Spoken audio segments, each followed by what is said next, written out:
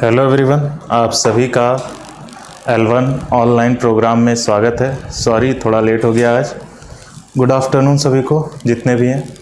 आज हम लोग जितना हमारा चैप्टर कंप्लीट हो चुका था फोर्स, आज हम लोग उसको पूरा रिवाइज करेंगे क्योंकि कई लोग का क्वेश्चन सेम रिपीट हो रहा है जो हम पढ़ा चुके हैं ऑलरेडी। हमें पूछा जाता है बार बार कि सर फर्स्ट लॉ क्या था, सेकंड क्या था, मोमेंटम क्या है। तो आज हम लोग पूरा कवर करेंगे शुरू से। होप आपके जितने भी डाउट हैं वो सारे क्लियर हो जाएं आज। आशीष, जय हिंद। स्टार्ट करते हैं।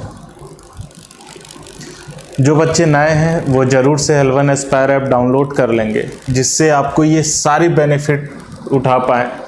आपको लाइव और रिकॉर्डेड लेक्चर वहाँ पे प्रोवाइड हो जाएंगे। जो स्टडी मटेरियल जिससे हम लोग यूज़ करते हैं वो मिल जाएगा। वहाँ डाउट क्लियरिंग सेशन होते हैं, मंथली टेस्ट, वीकली टेस्ट मिलते रहेगा और करियर गाइडेंस सेशन भी वहाँ पे चलाते जाएगा। ये आपको L1 एस्पायर ऐप सर्च कीजिए, आपको इंस्टॉल कर लीजिए और यूज़ कीजिए उसे।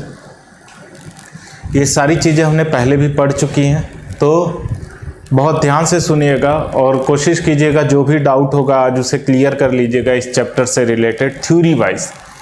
मैं न्यूमेरिकल की बात नहीं कर रहा, न्यूमेरिकल हम लोग नेक्स्ट क्लास से स्टार्ट करेंगे, लेकिन थ्योरी वाइज आपके जितने भी डाउट हों, उम्मीद है कि आज हमारा सारा डाउट क्लियर हो जाए क्योंकि इसके बाद सेम क्वेश्चन ना पूछा जाए कि सर फर्स्ट लॉ क्या कैसे।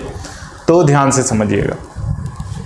तो हमारा चैप्टर फोर्स है। फोर्स का बेसिक चीज़ें आपने पहले भी पढ़ी हुई हैं, तो जो अभी तक पढ़ा हुआ है उसे एक बार रिकॉल कर लेते हैं।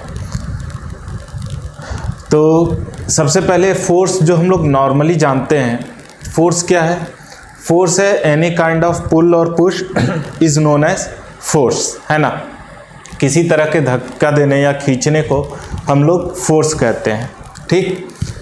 फोर्स हमारा एक वेक्टर क्वांटिटी है जिसका ऐसा यूनिट न्यूटन होता है। ये सर आइजैक न्यूटन के रेस्पेक्ट में हमने इसका ऐसा यूनिट न्यूटन रखा है और सीजीएस यूनिट डाइन होता है। और जो रिलेशन है इन दोनों में वो है 1 न्यूटन इक्वल्स टू 10⁵ डाइन का। ठीक, आगे आते हैं। अब हमने एक word scalar quantity vector quantity use किया, तो स्केलर क्वांटिटी और वेक्टर क्वांटिटी क्या है इसे हम लास्ट चैप्टर में भी पढ़ चुके हैं। स्केलर क्वांटिटी और वेक्टर क्वांटिटी हम कोई भी फिजिकल क्वांटिटी होती है उसे दो कैटेगरी में डिवाइड करते हैं फिजिक्स में, स्केलर और वेक्टर। स्केलर क्वांटिटी वो होती है जिसकी सिर्फ और सिर्फ मैग्नीट्यूड होता है, और वेक्टर क्वांटिटी वो क्वांटिटी होती है जिसमें मैग्नीट्यूड के साथ साथ आप डायरेक्शन भी देते हो। जैसे कि टाइम हो गया, टाइम आपका स्केलर क्वांटिटी है। टाइम मतलब इतना हो रहा है, किस डायरेक्शन में हो रहा है ये नहीं होता, लेकिन फोर्स आपका वेक्टर क्वांटिटी है ना। जैसे कि अगर हमने ये कोई ऑब्जेक्ट ले लिया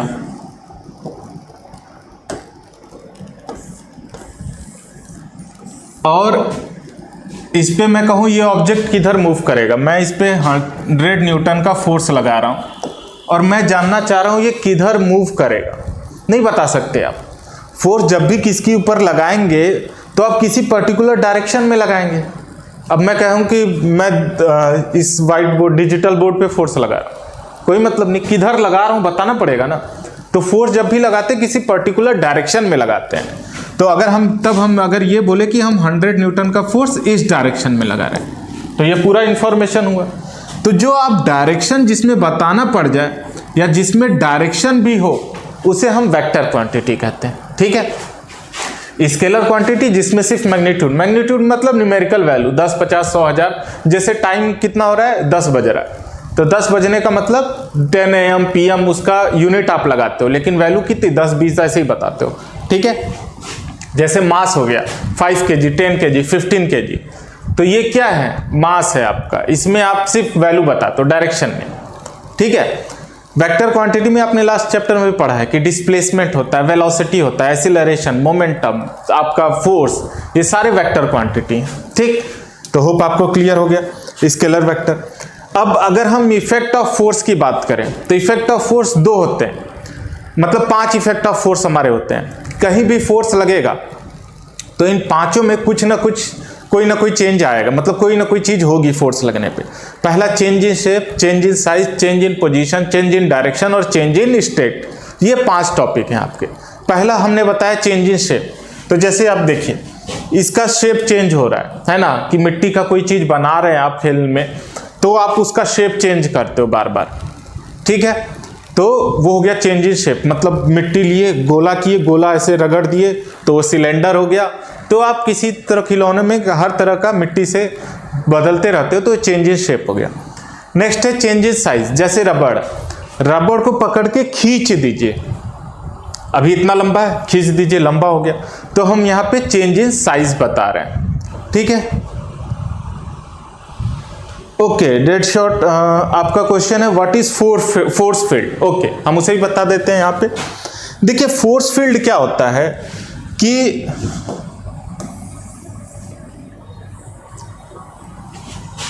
अब क्या है, जैसे ये फील्ड होता है basically, electric field, magnetic field, इन सब में हम फोर्स फील्ड की बात करते हैं। इसे समझिए, जैसे कि आपने यहाँ पे एक मैग्नेट ले लिया, फोर्स फील्ड आप 10th में भी पढ़ोगे और अच्छे से, तो समझिएगा। नहीं समझ में आएगा तो फिर से बताइएगा डेड शॉट। अगर आपने ये मैग्नेट ले लिया, तो अगर आप उसके बगल में मैग्नेट रखोगे वो उसे अट्रैक्ट करेगा, है ना। अगर आपने 2 मैग्नेट लिया, ये दोनों एक दूसरे को क्या कर रहा है, अट्रैक्ट। मैंने इसे फिक्स्ड कर दिया, इसे क्या किया, फिक्स्ड कर दिया, ठीक है।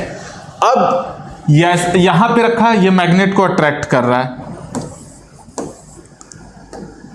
यहां रखने पे, यहां रखा अट्रैक्ट कर रहा है, यहां रखा अट्रैक्ट किया, यहां रखा नहीं कर रहा।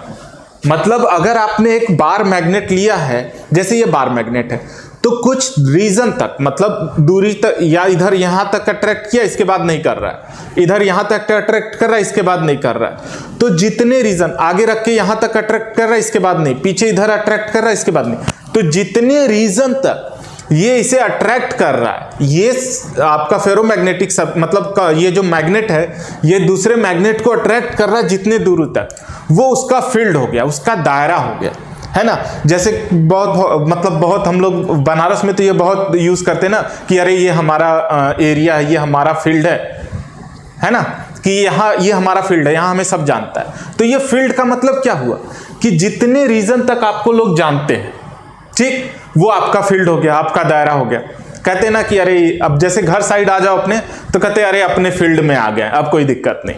तो फील्ड का मतलब क्या, जितना दायरा हो आपका, ठीक। क्रिकेट खेलते हैं, क्रिकेट में भी फील्ड होता है, तो जो क्रिकेट फील्ड होता है वो कितना होता है, जितने दूरी तक क्रिकेट खेला जाए, उसके बाद क्रिकेट फील्ड थोड़ी ना होता है। तो वैसे ही फोर्स का भी अपना फील्ड होता है हर एक का। अगर आपने मैग्नेट लिया तो मैग्नेट क्या करेगा, अट्रैक्ट करेगा, जितने रीजन तक अट्रैक्ट करेगा वो उसका फील्ड हो गया। अर्थ ले लिया, ग्रेविटी, ग्रेविटेशनल फील्ड। अर्थ ऐसा थोड़ी ना है कि मतलब अट्रैक्ट करता है चीजों को, लेकिन 100 मीटर 200 मीटर तक अट्रैक्ट करता है। जो एस्ट्रोनॉट है उनको थोड़ी ना अट्रैक्ट करेगा। तो फिर अर्थ भी का भी एक रीजन है ना कि कितने दूरी तक किसी को अट्रैक्ट करेगा, तो वो हो गया आपका ग्रेविटेशनल फील्ड। तो वही सबका फोर्स फील्ड, जिसका फोर्स वो कितने फील्ड तक दूसरे पे फोर्स लगा रहा है, वो उसका फील्ड हो गया। तो आई होप आपको समझ में आ गया होगा। एक तो आप नाम चेंज कीजिए, डेड शॉट 2, ठीक है, ताकि मैं एक्चुअल नाम से बुला पाऊं। तो होप आपको आपका डाउट क्लियर हो गया होगा। सेकंड है खुशबू का डाउट, मोमेंटम को एक्सप्लेन। खुशबू हम पूरा चैप्टर ही आपको दोबारा बता रहे हैं, तो आपको सारी चीजें बताई जा रही हैं, डोंट वरी। ओके, ठीक है। शंकर, तो यार अपना रियल नाम यूज करो, ठीक है, ओके, कोई नहीं। तो ओके, शंकर आपको समझ में आ गया। आगे बढ़ते हैं। नेक्स्ट है, हमने बात की कि इफेक्ट ऑफ फोर्स हम बता रहे थे, 5 इफेक्ट ऑफ फोर्स होते हैं। जैसे हमने बात किया शेप चेंज करना, साइज चेंज करना, स्टेट चेंज करना। यहाँ स्टेट चेंज करने का मतलब है रेस्ट से मोशन में लाना, मोशन से रेस्ट में लाना। एक स्टेट होता है जैसे कि हमारा क्या होता है कि सॉलिड से लिक्विड, लिक्विड से गैस, ये केमिस्ट्री का है। मतलब हम उसमें भी फिजिकल स्टेट चेंज करते हैं कि पहले लिक्विड है, लिक्विड से सॉलिड में बदल दिया, या सॉलिड से गैस, गैस से लिक्विड, ये वो वाला स्टेट नहीं। यहाँ हम रेस्ट से मोशन में कन्वर्ट कर रहे हैं, मोशन से रेस्ट, ये हो गया चेंज। तो स्टेट चेंज करते हैं, जैसे कि अगर ये अभी रेस्ट में उछाल दिया, मोशन में आ गया, है ना, तो ये फोर्स लगाने पे रेस्ट से मोशन में, या जब कैच किया तो मोशन से रेस्ट में आ गया। ठीक, नेक्स्ट है आपका चेंज इन डायरेक्शन। जैसे फुटबॉल खेलते हैं तो फुटबॉल में क्या होता है, जैसे एक प्लेयर लेके आ रहा है फुटबॉल, दूसरा प्लेयर दूसरे साइड मार देता है, तो फुटबॉल का डायरेक्शन हमारा क्या होता है, चेंज हो जाता है फोर्स लगाने की वजह से। चेंज इन पोजीशन, पोजीशन जैसे अभी मैं यहाँ खड़ा हूँ, मैंने पैर पे फोर्स लगाया, यहाँ खड़ा हो गया, मैं अभी पोजीशन चेंज करके यहाँ आ गया, तो ये पोजीशन भी चेंज कर सकते हैं आप फोर्स के हेल्प से। नेक्स्ट है आपका combination of force. Combination of force की बात करें तो दो तरह के फोर्स होते हैं, एक बैलेंस्ड फोर्स, एक अनबैलेंस्ड फोर्स। बैलेंस्ड फोर्स जिसमें रिजल्टेंट फोर्स जीरो है, जैसे कि अगर ये पेन है, अगर मैं इसे दोनों तरफ से बराबर फोर्स से खींचूं तो इसमें कोई चेंज आएगा, ये जहां पे है वहीं पे, लेकिन मैं इस पे फोर्स तो लगा रहा हूं, तो ये है बैलेंस्ड फोर्स जिसमें रिजल्टेंट जीरो हो जा रहा है, जितना इधर फोर्स लग रहा है उतना इधर फोर्स लग रहा है, ओवरऑल फोर्स जीरो हो गया। ठीक है, तो ये हो गया। दूसरा एग्जाम्पल हो गया आपका अनबैलेंस्ड फोर्स का, सॉरी दूसरा टाइप हो गया अनबैलेंस्ड फोर्स का, मतलब जिसमें रिजल्टेंट फोर्स जीरो ना हो। जैसे इन दोनों गर्ल्स ने इस बॉय को खींचा तो ये रस्सी खींचती चली आ रही है, यानी इसका इन लोगों का फोर्स ज्यादा हो गया तो ओवरऑल इधर मूव किया है। इसमें टग ऑफ वॉर में दोनों तरफ से फोर्स बराबर लग रहा है, तो क्या हुआ कि मोशन नहीं हो रहा है। ठीक है, आते हैं type of force. Type of force में हमारे पास दो तरह के फोर्स हैं, contact force, non contact force. Contact force क्या होते हैं, कांटेक्ट फोर्स वो फोर्स होते हैं जिसमें जिस पे फोर्स लग रहा है और जो फोर्स लगा रहा है वो दोनों कांटेक्ट में आते हैं। जैसे जब क्रिकेटर हिट करता है बॉल को तो क्या होता है, बॉल और बैट कांटेक्ट में आते हैं, है ना। तो ये हो गया, मैं इस पे फोर्स लगाना चाहूं डिजिटल बोर्ड पे तो हाथ और ये डिजिटल बोर्ड कांटेक्ट में आएंगे, तो ये सारी चीजें हो गई। कांटेक्ट फोर्स में भी टाइप होते हैं, मैं 6 तरह का बताया था। मस्कुलर फोर्स जिसमें मसल्स का यूज होता है, जैसे कि वेट लिफ्ट में हम क्या करते हैं, मसल्स का यूज करते हैं, मैं पेन इधर से इधर रखा, मसल्स का यूज किया आपने, तो मस्कुलर। मैकेनिकल फोर्स मशीनरी जो लगाते हैं, फैन रोटेट कर रहा है, ठीक है। नॉर्मल फोर्स, नॉर्मल फोर्स वो फोर्स जो सरफेस के परपेंडिकुलर लगता है ना। जैसे कि इस पे आपने ये सरफेस पे कोई ऑब्जेक्ट रख दिया तो सरफेस पे नॉर्मल फोर्स ये टेबल लगा रहा है ऊपर की तरफ, और ये ऑब्जेक्ट टेबल पे फोर्स नॉर्मल फोर्स किधर लगाएगा, नीचे की तरफ। दोनों एक दूसरे के ऊपर नॉर्मल फोर्स लगाएंगे अपोजिट डायरेक्शन में। ये नॉर्मल फोर्स कौन लगा रहा है, मतलब नॉर्मल फोर्स किस पे लग रहा है, बॉक्स पे। कौन लगा रहा है, टेबल। ये नॉर्मल फोर्स किस पे लग रहा है, टेबल पे। कौन लगा रहा है, बॉक्स। ठीक है। टेंशन फोर्स, टेंशन फोर्स जो धागे में लगती है, ठीक है। जैसे कि अगर आप रस्सी लीजिए छोड़ दीजिए तो सीधा कभी नहीं होता। कोई भी रस्सी अगर आप नॉर्मल ले रहे हैं, ठीक है, धागा ले लीजिए जो सुई धागा होता है, उसको ऐसे लटका दीजिए, देखिए वो सीधा कभी टाइट नहीं रहेगा। तो जब आप उसके नीचे वेट डाल देते तो वो जो खिंचाव आता है, उसमें जो तनाव आता है, वो से हम कहते हैं टेंशन फोर्स। ठीक है, जैसे ये ब्लॉक रखा गया इस पे, तो ये इस पे जो फोर्स अप्लाई करेगा उसे टेंशन फोर्स कहेंगे। ओके, नेक्स्ट है आपका स्प्रिंग फोर्स। स्प्रिंग फोर्स जो भी स्प्रिंग जो फोर्स लगाती है, जैसे स्प्रिंग लिया उसे खींचा तो उसमें जो फोर्स लगाएगा वो स्प्रिंग, उसे हम स्प्रिंग फोर्स कहेंगे। ठीक है। नेक्स्ट है आपका फ्रिक्शन फोर्स। फ्रिक्शन फोर्स वो फोर्स है ना जो कि रिलेटिव मोशन को अपोज करता है। तो ये रिलेटिव मोशन क्या होता है, ये सारी चीजें बताई जा चुकी हैं आपको लास्ट क्लास में, तो इतना डिटेल में नहीं जाते हैं। अब आते हैं non contact force. Non contact force में आपके पास gravitational force, electrostatic force, nuclear force होता है। मैग्नेटिक फोर्स नहीं होता, लेकिन समझाने के लिए हमने डाला है। हमारे पास मेनली 4 होते हैं, gravitational, electrostatic, weak nuclear force और स्ट्रॉन्ग न्यूक्लियर फोर्स। ये मैग्नेटिक फोर्स बेसिकली अभी जब आप क्लास 10th में जाएंगे तो समझ में आएगा कि इलेक्ट्रोस्टैटिक फोर्स का ही होता है कि इलेक्ट्रॉन जब मोशन में आ जाए। खैर काफी ज्यादा हो जाएगा वो, तो अभी आप मैग्नेटिक फोर्स जो मैग्नेट लगा है, ठीक है, तो इसे समझिए। नॉन कांटेक्ट फोर्स जिसमें दोनों कांटेक्ट में नहीं आते। अगर मैं इसे छोड़ूं, ठीक है, पेन को, तो ये किधर जाएगा, नीचे की तरफ। क्यों, ग्रेविटी खींच रही है। तो ग्रेविटेशनल फोर्स जो इस पे फोर्स लगा रही है उसके लिए दोनों कांटेक्ट में नहीं आने चाहिए, तो gravitational force. Electrostatic force charge लगाते हैं, जैसे एक पॉजिटिव चार्ज लिए नेगेटिव चार्ज, ये दोनों आपस में एक दूसरे को अट्रैक्ट करते हैं।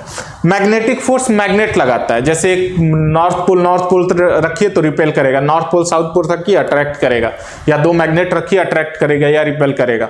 ठीक है, तो ये भी मैग्नेटिक। न्यूक्लियर फोर्स न्यूक्लियस के अंदर लगता है, इसके बारे में डिटेल में क्लास 12th में आपको पढ़ाया जाएगा काफी डिटेल में। अभी आप बस इन चीजों को जानते रहिए। ओके, नेक्स्ट है हमारा गैलीलियो का एक्सपेरिमेंट। गैलीलियो के एक्सपेरिमेंट को ही सर आइजैक न्यूटन ने बाद में न्यूटन फर्स्ट लॉ भी नाम दिया था। ठीक है, समझते इसे।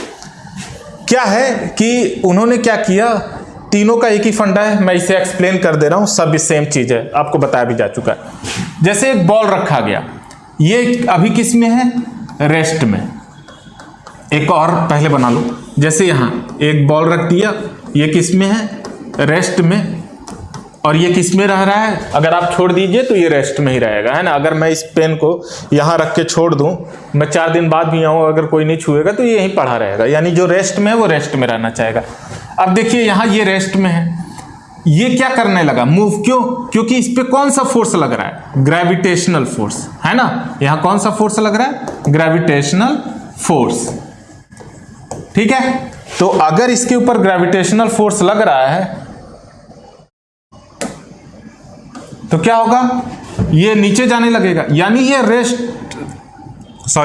रेस्ट से मोशन में कब आया, जब इसके ऊपर एक फोर्स लगा, है ना। यानी जब एक एक्सटर्नल फोर्स लगा तो ये ऑब्जेक्ट रेस्ट से किस में आ गया, मोशन में।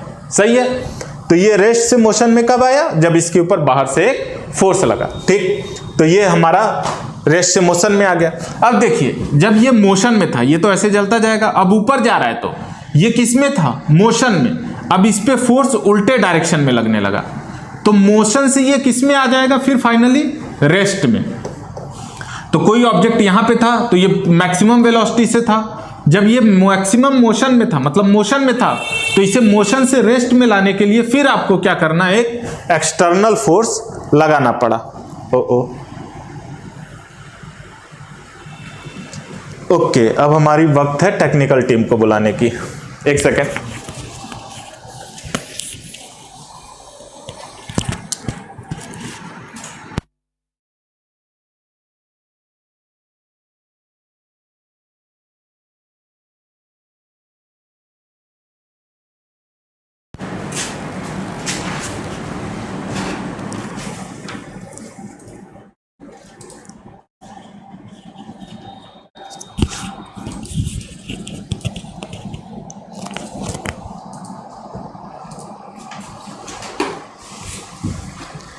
ठीक है, आगे आते हैं।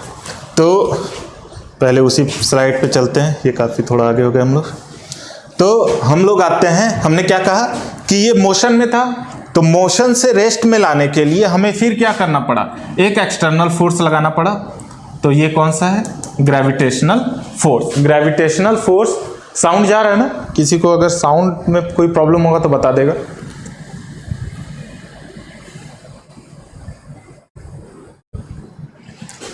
ओके, शशांक आपका क्वेश्चन है which is more fundamental, gravitational, electro. देखिए ये चार जो फोर्स है ना, ये फंडामेंटल फोर्स ही हैं। ठीक है, gravitational force, electrostatic force, weak nuclear force, strong nuclear force, ये सब फंडामेंटल फोर्स में आएंगे। ठीक है, आप ये पूछ सकते हैं कि इसका मतलब कौन ज़्यादा स्ट्रॉन्ग है, वीक है, ये अलग चीज़ है ना। ये चारों ही फोर्स फंडामेंटल है। ठीक है, ओके शशांक, तो हम लोग इस पे थे। हमने कहा ये क्या था, फिर से समझा देते हैं। सॉरी, थोड़ा डिस्टर्ब हो गया था, कुछ प्रॉब्लम आ गई थी,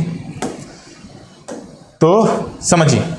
हमने कहा कि अगर आपने किसी ऑब्जेक्ट को रखा है, अगर वो रेस्ट में है तो आप कितने दिन भी रखिए वो किस में रहेगा, रेस्ट में। अगर यानी कि कोई ऑब्जेक्ट रेस्ट में चलना चाह रहा है तो रेस्ट में। अब यहाँ पे क्या है, इसे हमने रेस्ट में रखा लेकिन ये मोशन में आ गया।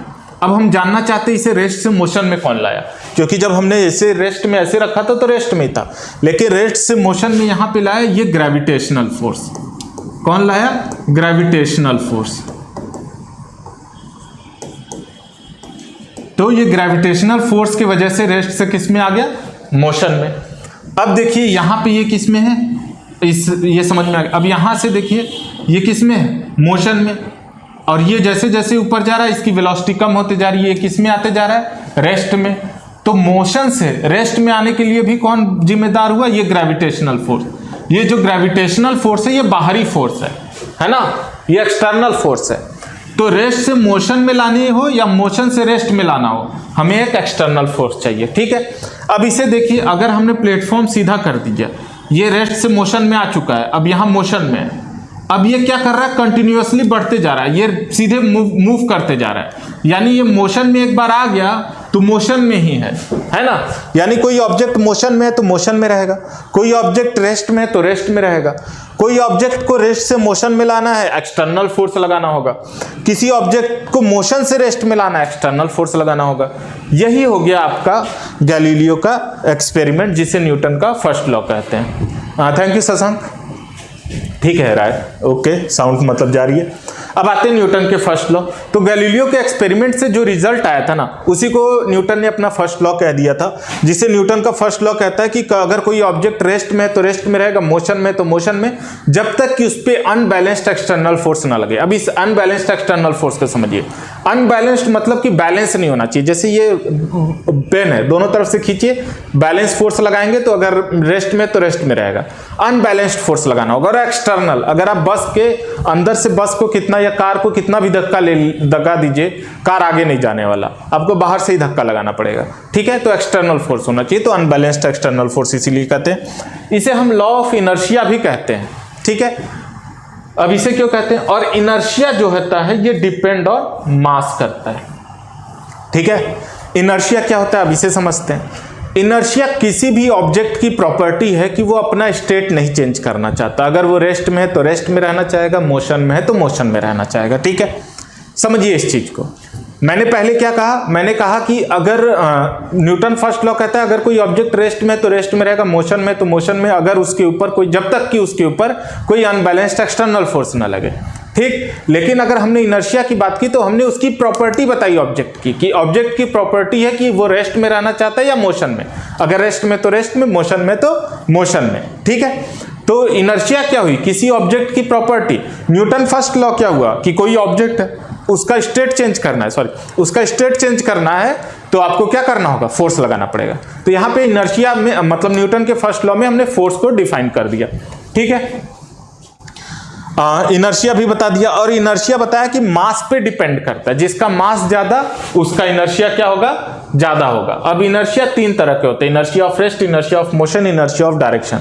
अब हमने बताया था इनर्शिया किस पे डिपेंड करता है? मास पे।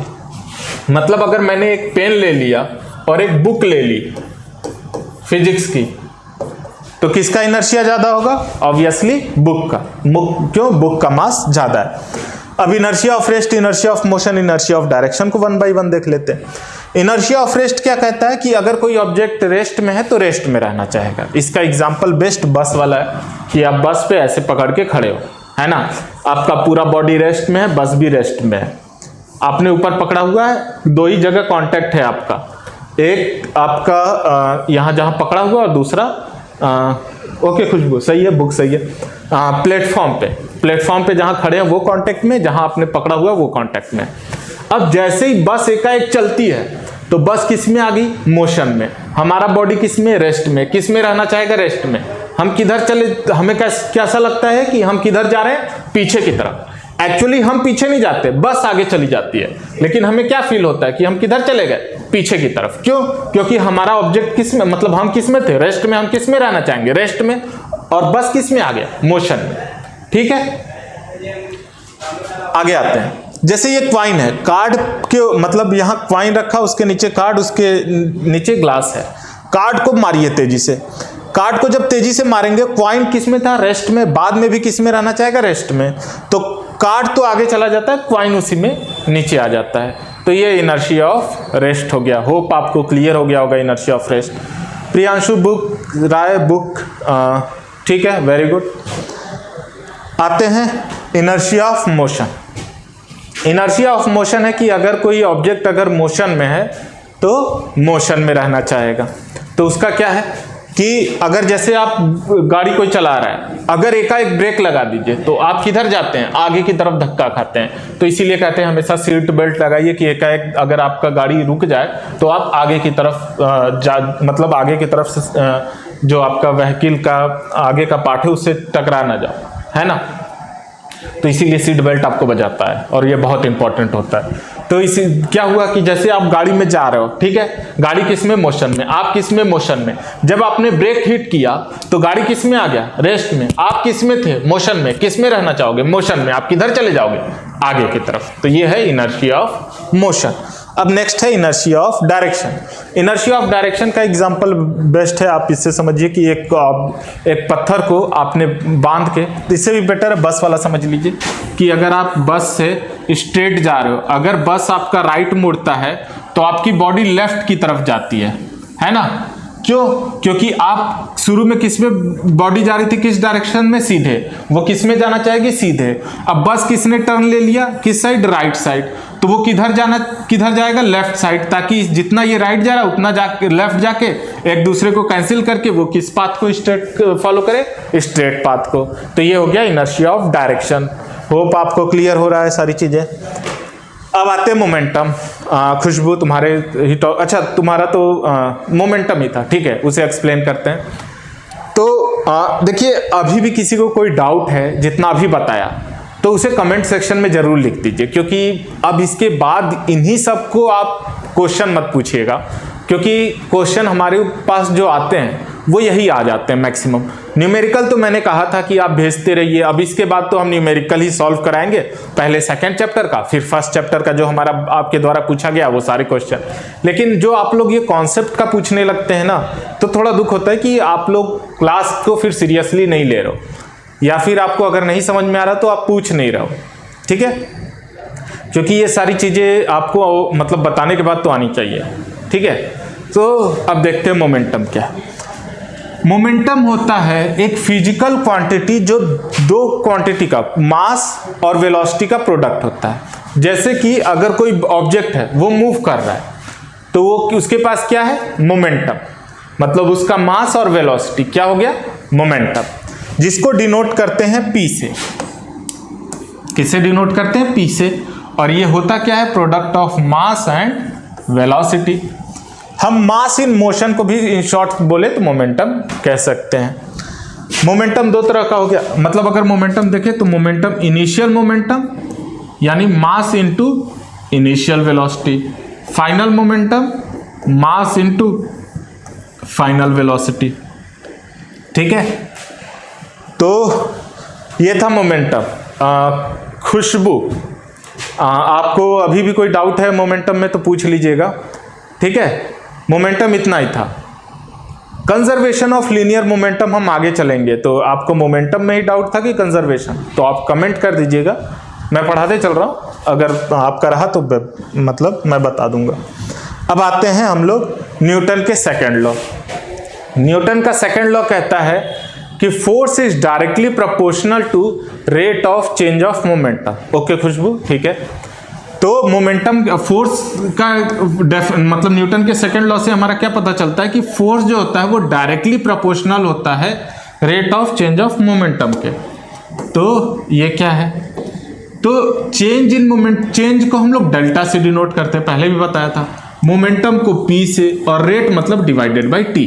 तो हम इसे इस तरह लिख सकते हैं, force directly proportional to rate of change of momentum, rate मतलब डिवाइडेड बाय T, चेंज मत को कैसे डिनोट किया, डेल्टा से, मोमेंटम P से, सही है इतना।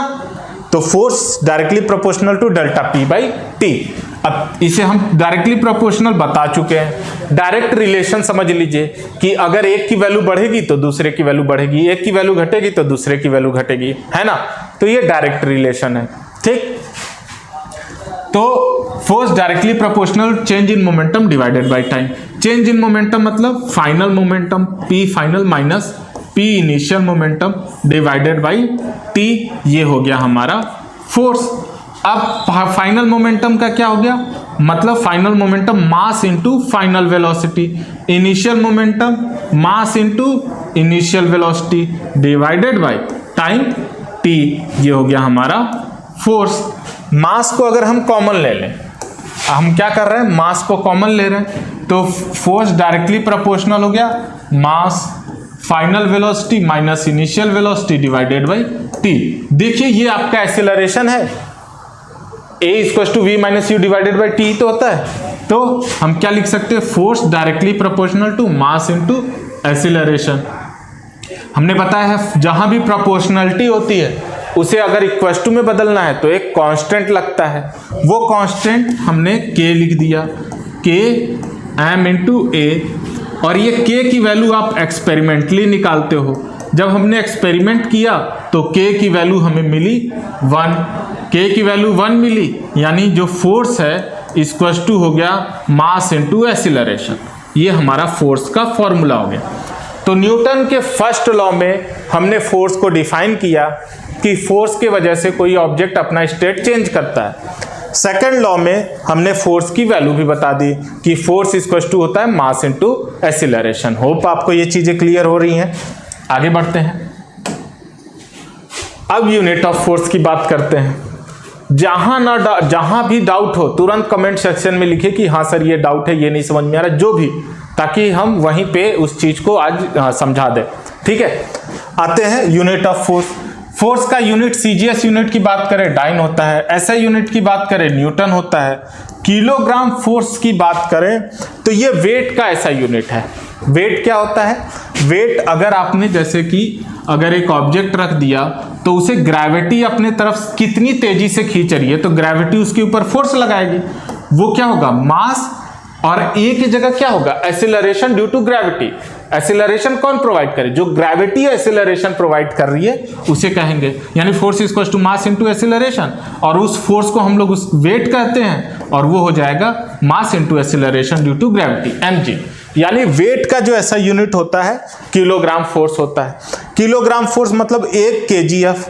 तो अगर यहां ध्यान दो तो 1 किलोग्राम फोर्स, जी की वैल्यू कितनी होती है? 9.8। तो रख दीजिए 1 kg, तो kg एक्सीलरेशन मतलब kg 1 kg तो 1, जी की वैल्यू कितनी होगी?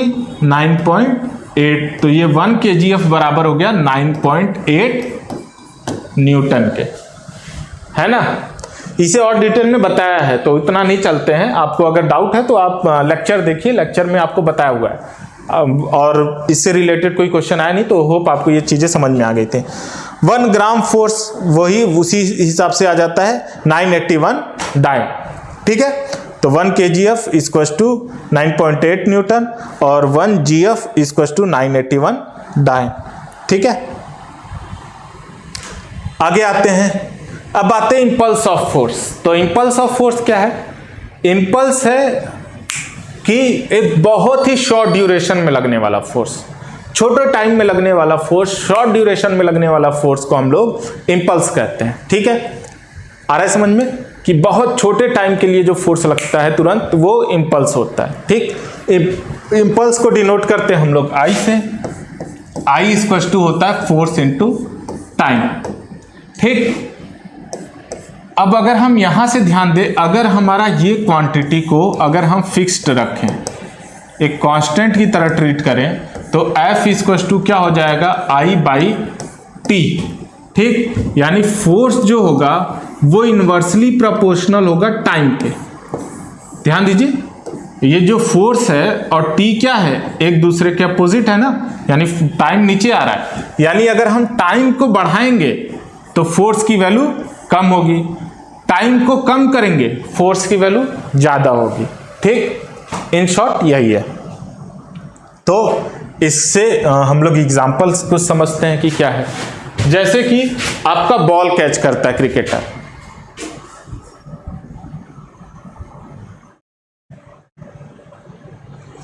जैसे कि अच्छा एक क्वेश्चन आया है कि खुशबू का कि कौन से एक्सपेरिमेंट से के की वैल्यू आती है। तो देखो खुशबू, उसके लिए एक्सपेरिमेंट किए जाते हैं। जैसे कि क्या है, आपने पढ़ा कि F is directly proportional to mass into acceleration, यानी F equal to K m into A. तो हम क्या करते हैं, सबकी वैल्यू 1 लेते हैं। तो हमारा अगर हमने मास कितना ले लिया 1 kg और A लिया 1 मीटर पर सेकंड स्क्वायर। ठीक है, जैसे 1 kg के मास को 1 मीटर पर सेकंड स्क्वायर से फेंक दिया तो वो कितना ज्यादा फोर्स लगाएगा वही के की वैल्यू होगी। अगर ये दोनों 1 हो गए तो यहां से F इक्वल टू के आ गया कि नहीं? F इक्वल टू क्या आ जाएगा K, और हमने ये 1 रख के एक्सपेरिमेंटली मास 1 लिया, एक्सेलरेशन 1 मीटर पर सेकेंड स्क्वायर किया, तो हमने देखा कितना फोर्स वो लगा रहा है, वो फोर्स लगाया 1 के बराबर। तो हमारा फोर्स की जो वैल्यू आई थी एक्सपेरिमेंट से वो कितनी आ गई, F की वैल्यू 1। तो हमने देखा अगर F की वैल्यू 1 है तो यानी K की भी वैल्यू कितनी होनी चाहिए, 1। ये पर्टिकुलर कंडीशन के लिए। अब K हमारा कांस्टेंट है, किसी एक कंडीशन के निकल गया तो हर कंडीशन में सेटिस्फाई करेगा। तो एफ एम इक्वल टू 1 और ए इक्वल टू 1 पे हमने निकाल लिया, एक बार निकाल लिया तो वो सबके लिए अप्लाइड है K की वैल्यू। तो होप आपको क्लियर हो गया ये चीज। आते हैं हमारे टॉपिक पे। हमने कहा कि जो हमारा ये है एप्लीकेशन ऑफ इंपल्स, जैसे कि कोई क्रिकेटर बॉल कैच करता है तो वो क्या करता है, बॉल को पीछे की तरफ खींचता है ना, या ऐसे भी बॉल पीछे खींचता है। ये बॉल पीछे खींचने का क्या रीजन है कि अगर जब वो बॉल पीछे खींचता है तो बेसिकली वो टाइम को इंक्रीज करता है। अगर मैं डायरेक्ट कर रखूं ऐसे ही पीछे ना खींचूं, तुरंत आके लड़के बॉल को रुकने का टाइम बहुत कम मिला, मोशन में था, तुरंत रेस्ट में आने के लिए उसको टाइम कम मिला। लेकिन जब आप पीछे खींचेंगे तो उसको टाइम ज्यादा मिलेगा, तो फोर्स की वैल्यू कम हो जाएगी, तो रिबाउंस करने का चांस कम हो जाता है। Second, jumping. अगर आप फर्श पे कूदो और सैंड के हिप पे कूदो, तो फर्श पे कूदोगे तो ज्यादा चोट लगेगी, क्योंकि जैसे एक माले से कूदे तो जैसे ही फर्श पे आए तुरंत रेस्ट में आता है बॉडी और बहुत ज्यादा चोट लग जाती है।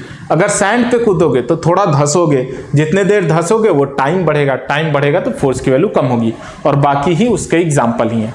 ओके, एक और क्वेश्चन है उसे भी देख लेते हैं। We know that F equal to ma, but sir what is the dimension formula of force and how it is derived it? Okay sir, higher level question, please explain this.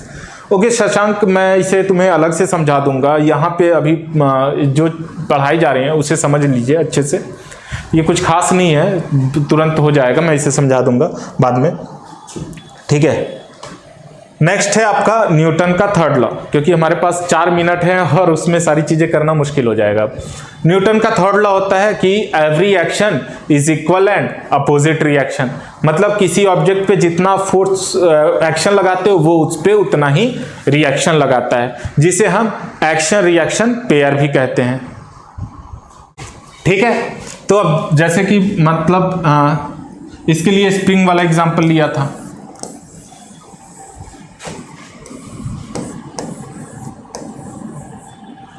तो अगर इसे इधर फोर्स इससे fix कीजिए तो इन दोनों की reading same आती है। अगर ये 10 न्यूटन है तो ये भी 10 न्यूटन देता है, तो यानी कि जितनी तेजी से ये स्प्रिंग इसको खींच रहा है, मतलब ये फर्स्ट को ये सेकंड जितनी तेजी से खींचेगा, फर्स्ट भी सेकंड को उतनी ही तेजी से खींचेगा, दोनों एक दूसरे को उतना ही फोर्स लगाएंगे।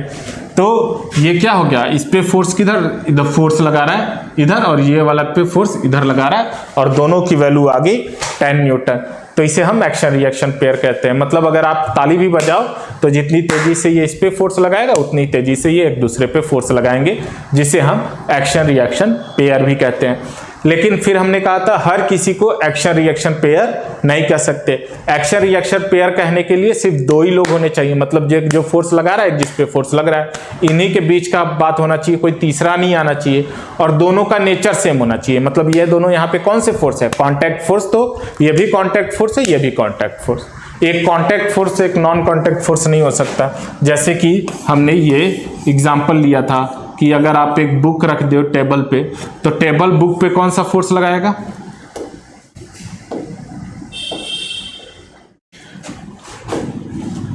इसे हटा लेते हैं थोड़ा सा, तो टेबल बुक पे कौन सा फोर्स लगाएगा, तो ये नॉर्मल फोर्स ऊपर लगाया, और बुक पे यहाँ पे कौन सा फोर्स लग रहा है, ग्रेविटेशनल फोर्स। तो देखिए यहाँ पे दोनों का नेचर ही बदल गया, एक ग्रेविटेशनल फोर्स है और एक नॉर्मल फोर्स है। दूसरा, ये बुक पे जो ग्रेविटेशनल फोर्स है ये अर्थ लगा रहा है, और इस बुक पे ऊपर की तरफ फोर्स ये बुक लगा रहा है। अगर यही चीज मैं फिर से रख दूं और मैं इस पे भी नॉर्मल फोर्स लगाता, ये बुक पे लगा, और टेबल पे भी नॉर्मल फोर्स लगाता जो बुक लगा रहा है, ये टेबल पे फोर्स नॉर्मल फोर्स कौन लगा रहा है, टेबल लगा, बुक पे लग रहा है, कौन लगा रहा है, टेबल, और यहाँ टेबल पे कौन फोर्स लगा रहा है, मतलब ये नॉर्मल फोर्स है, टेबल पे कौन लगा रहा है, बुक, तब इसे एक्शन रिएक्शन पेयर कहेंगे। ठीक है, क्योंकि ये इन्हीं दोनों के बीच की बात है, दोनों पे आपका सेम नेचर का फोर्स लग रहा है। इसमें एक नॉर्मल फोर्स लग रहा है और एक ग्रेविटेशनल फोर्स जो अर्थ लगा रहा है, तो दोनों अलग अलग है। होप ये चीज आपको क्लियर हो गई। एक्शन रिएक्शन इसके एग्जाम्पल हैं, स्विमिंग हो गया, वॉकिंग हो गया, ये सारी चीजें हैं कि स्विम करने के लिए आप क्या करते हो, पानी को पीछे की तरफ धकेलते हो, तो आप किधर जाते हो, आगे की तरफ। ठीक है, तो ये हो गया। आगे आते हैं, conservation of linear momentum. Conservation of linear momentum क्या कहता है कि बताया था कि अगर आपका बॉल ले लीजिए,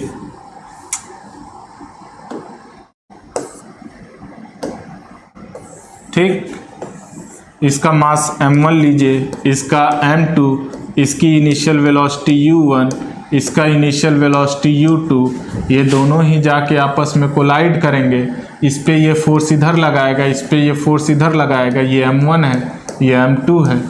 इस पे फोर्स m1 पे f1 फोर्स लगा, m2 पे f2 फोर्स लगा, क्योंकि दोनों ही एक दूसरे के, मतलब ये इस पे इधर फोर्स लगाएगा, ये इस पे इधर, और फिर m1 वेलोसिटी v1 से जाने लगा और m2 वेलोसिटी v2 से जाने लगा।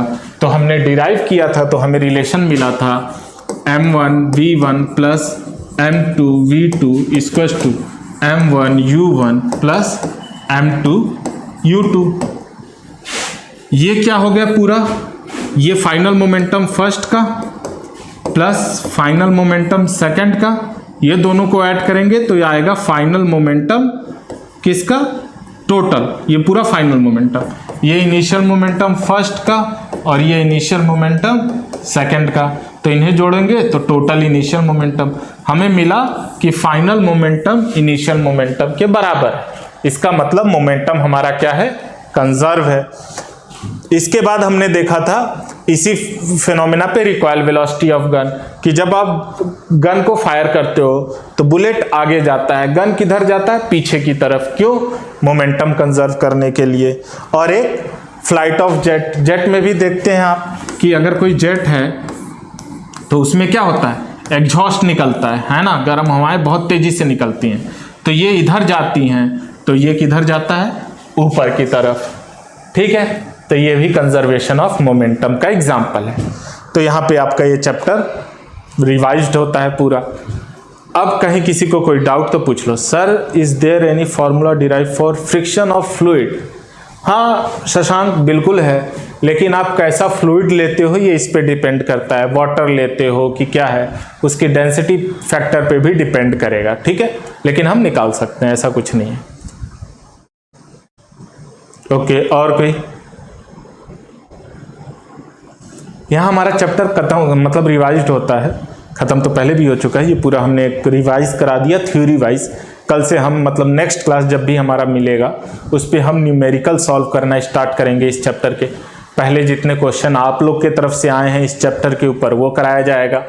फिर ओके शशांक, फिर उसके बाद एनसीईआरटी के क्वेश्चन, फिर बुकलेट के क्वेश्चन, और फिर कोशिश करेंगे एससी वर्मा के क्वेश्चन भी थोड़े बहुत लगा दिए, जितने भी हो पाएंगे हमसे वो किया जाएगा। सर फ्लाइट ऑफ जेट में थर्ड लॉ और कंजर्वेशन ऑफ बोथ होता है? बिल्कुल शशांक, जहां भी कंजर्वेशन ऑफ लीनियर मोमेंटम है वो समझ लीजिए न्यूटन थर्ड लॉ को वैलिडेट कर रहा है ना। ओके, सॉरी सत्यम का ये क्वेश्चन था। ठीक है सत्यम, किसी और को कोई डाउट तो आप पूछ लीजिए।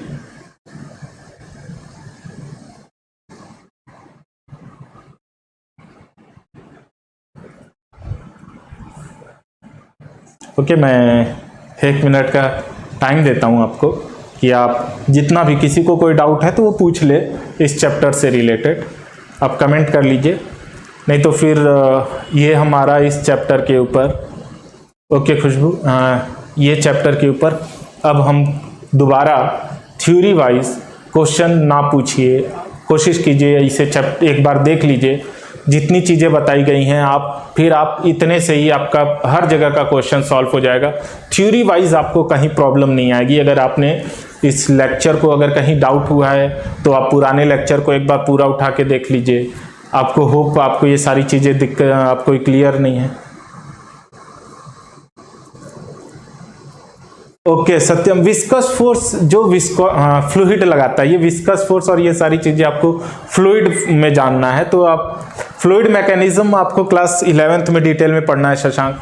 अभी हम लोग फ्लूइड के अंदर उतना नहीं जा रहे हैं, देखोगे अभी फ्लूइड मैकेनिक्स अब जब हम पढ़ाएंगे आपका, इसमें भी है I think 3rd chapter gravitation and flotation दोनों है, तो उसमें हम फ्लूइड की बात करेंगे तो विस्कस फोर्स सारी चीजें वहां पे देखेंगे, है ना। फोर्स ऑन प्रेशर, लिक्विड वहाँ पे अलग से देखा जाएगा, इसीलिए उसके लिए अलग से चैप्टर है ग्रेविटेशन एंड फ्लोटेशन। वहाँ पे हम शशांक आपके सारे डाउट्स को क्लियर करेंगे, इन सब चीज़ों को। ओके, अभी चैप्टर से रिलेटेड और किसी कोई problem? Okay, thank you Shashank. और किसी को? ओके, सभी ने नो लिख दिया है, तो आई होप अब किसी को कोई डाउट नहीं है। तो यहाँ पे हम ये मान के चलते हैं इस चैप्टर से आपको कोई दिक्कत नहीं, कोई डाउट नहीं। नेक्स्ट क्लास में आप लोग क्वेश्चन के लिए तैयार रहिए। आपके तरफ से ज़्यादा क्वेश्चन हालांकि भेजे नहीं गए हैं, लेकिन जितने क्वेश्चन भेजे गए हैं हम वो सारे सॉल्व करेंगे और बाकी क्वेश्चन भी हम लोग लगाते चलेंगे। ओके, तो आज के लिए इतना ही, थैंक यू।